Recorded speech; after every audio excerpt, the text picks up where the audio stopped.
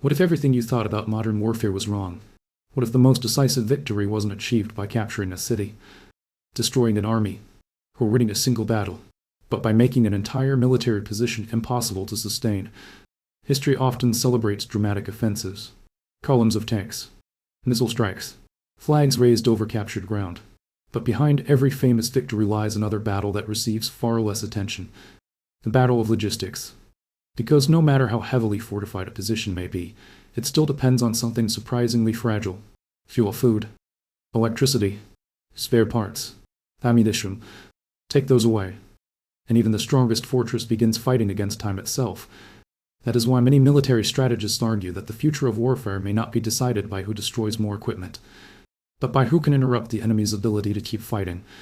And few places illustrate that lesson more clearly than Crimea, not because of one battle, but because of what could happen if every supply route gradually came under constant pressure. For decades, Crimea has been viewed as one of the most strategically valuable positions in the Black Sea. Its ports provide naval access. Its airfields extend operational reach. Its geography allows whoever controls it to influence maritime activity across the region. On paper, it appears exceptionally well protected. Layered air defenses, military bases, radar installations, naval infrastructure. From a distance, it resembles a fortress. But every fortress shares the same hidden weakness. It must be supplied. Every vehicle requires fuel. Every radar needs electricity. Every aircraft depends on maintenance. Every soldier relies on food, water, medicine, and ammunition. The stronger the military presence, the greater the logistical burden becomes. And that is where modern warfare begins to change. Imagine a commander faced with two choices. The first, launch a costly direct assault against heavily defended positions. The second, avoid the fortress entirely. Instead, place continuous pressure on the systems that allow it to function. Which strategy creates greater long-term effects? Increasingly, military planners believe the second option deserves far more attention. Rather than attacking walls, attack what keeps the walls alive. Instead of focusing only on troops, target transportation, fuel storage, repair facilities, rail connections, command networks. The objective is no longer immediate destruction. It is gradual exhaustion, not through one decisive strike, but through hundreds of smaller disruptions that slowly accumulate over time. This approach reflects a much broader transformation taking place across modern warfare. Conflicts are becoming increasingly systemic. Every military installation exists inside a larger network. Roads connect depots. Depots support airfields. Airfields protect logistics. Logistics sustain frontline units. Remove one link. The rest of the network begins carrying additional pressure. Remove several links, and the entire system may become less efficient. Not overnight, but steadily. Military planners often describe this as creating operational friction. Each disruption may appear manageable by itself. Another delayed convoy. Another damaged warehouse. Another interrupted railway. Another maintenance backlog. Individually, these problems rarely determine the outcome of a campaign. Collectively, they can reshape it. Perhaps that explains why logistics has returned to the center of military thinking. For much of the last century, public attention focused on weapons. The fastest aircraft, the longest range missiles, the largest warships. Those capabilities remain important. But sophisticated weapons are only as effective as the infrastructure supporting them. A modern fighter aircraft may represent extraordinary engineering, yet without fuel, it never leaves the runway. A sophisticated air-defense system may detect incoming threats, but without replacement missiles, its effectiveness gradually declines. Even armored vehicles become stationary if maintenance crews cannot obtain spare parts. Technology alone does not guarantee military power. Sustainment does. This reality becomes even more significant in an age dominated by unmanned systems. Drones have fundamentally changed how militaries observe the battlefield. They extend surveillance far beyond traditional reconnaissance. Supply convoys that once moved largely unnoticed can now be detected much earlier. Temporary fuel storage areas become easier to identify. Transportation routes reveal patterns over time. The battlefield has become increasingly transparent, and transparency creates vulnerability, because every movement generates information. Every shipment leaves a signature. Every repair effort risks becoming visible. The challenge is no longer simply hiding military assets. It is hiding the entire logistical system that keeps those assets operational. This shift also changes how defenders must allocate resources. Protecting frontline positions is no longer enough. Critical infrastructure requires protection as well. Bridges, railways, power facilities, communications networks, fuel depots, repair workshops. Every additional site requiring defense stretches military resources further. Commanders face difficult choices. Should scarce air-minus defense systems protect combat units? Or protect logistics? Should engineering teams repair damaged infrastructure? Or construct new defensive positions? Every decision creates trade-offs. And every trade-off influences future operations. This is why modern conflicts increasingly resemble contests of endurance, rather than moments of overwhelming force. Industrial capacity matters. Maintenance capacity matters. Transportation capacity matters. The ability to recover from disruption may prove just as valuable as the ability to launch an attack. Some analysts describe this as the transition from attrition of armies to attrition of systems. The objective is no longer simply reducing the number of soldiers. It is reducing the effectiveness of everything supporting them. And perhaps that is the biggest misconception surrounding modern warfare. People often imagine victory arriving in one dramatic moment. One breakthrough. One decisive offensive. One spectacular battle. Reality may be far more complicated. Sometimes the outcome begins taking shape long before headlines notice. Inside repair depots. Along railway lines. Inside fuel terminals. Across supply networks stretching hundreds of kilometers.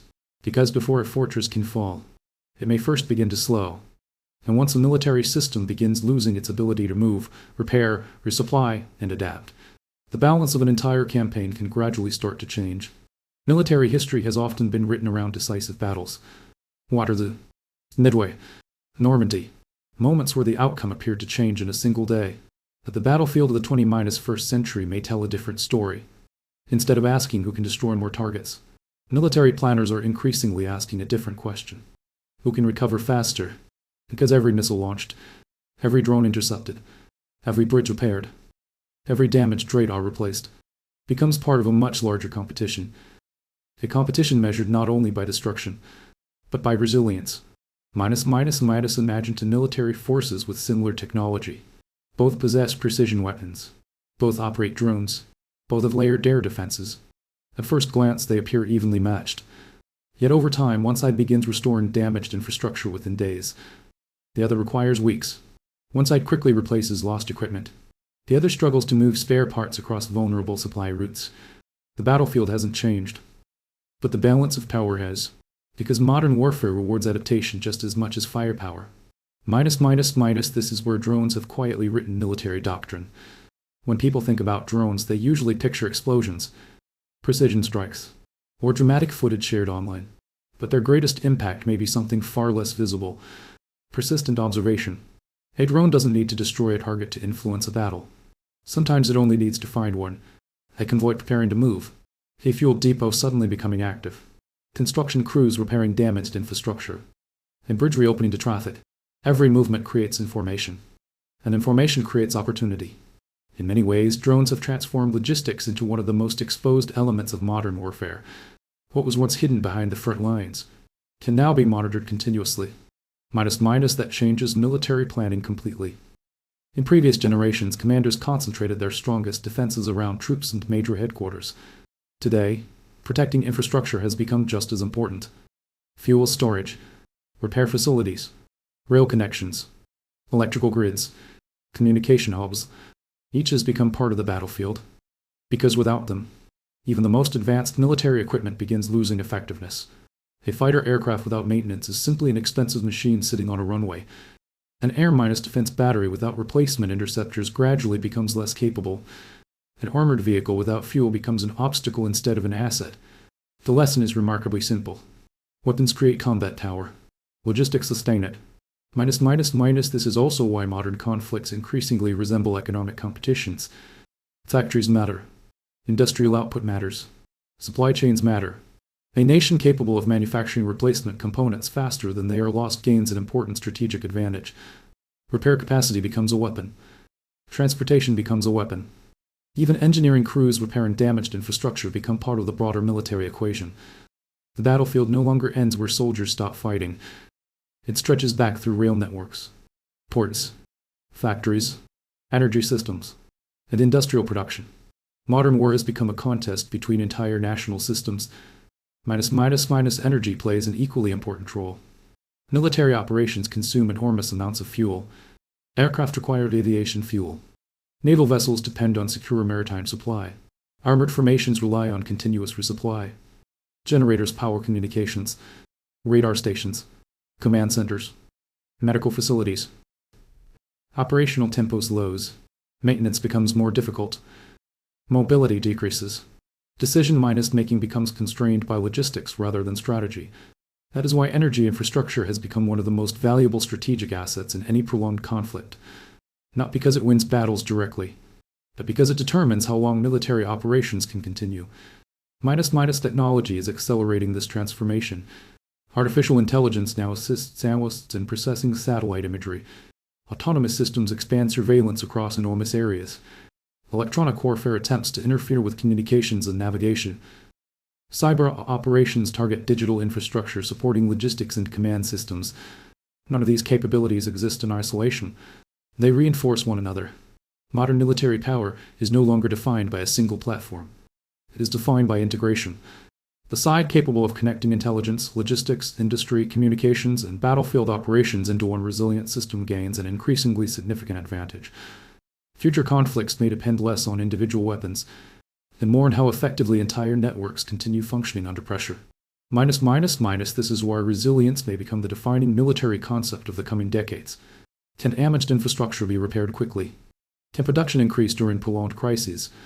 Can supply chains adapt when transportation routes become unreliable?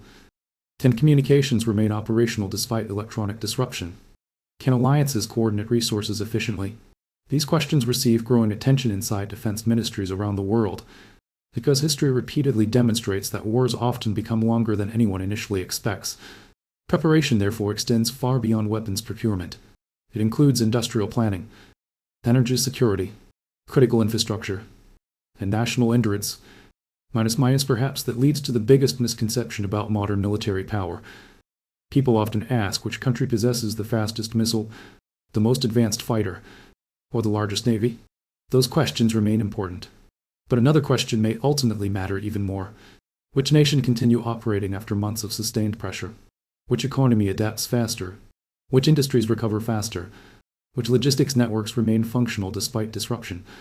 Which military can absorb losses, learn, adjust, and return stronger? Because that may determine not only who wins the next conflict,